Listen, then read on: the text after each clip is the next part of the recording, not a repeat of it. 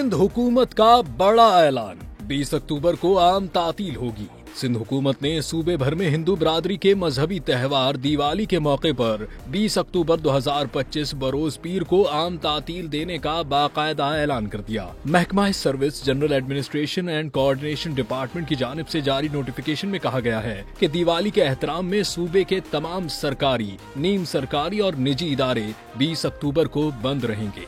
Notification के मुताबिक ये तातील सिंध भर के तमाम अजला, तालीमी इदारों, सरकारी दफातर, कॉरपोरेशंस और मकामी हुकूमतों पर भी लागू होंगे।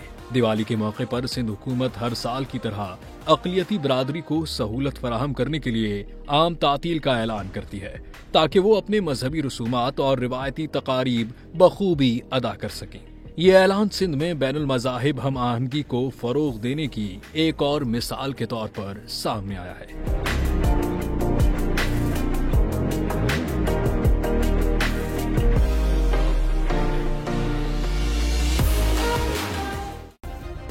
सब्सक्राइब करें और बेल दबाएं ताकि कोई खबर रह न जाए।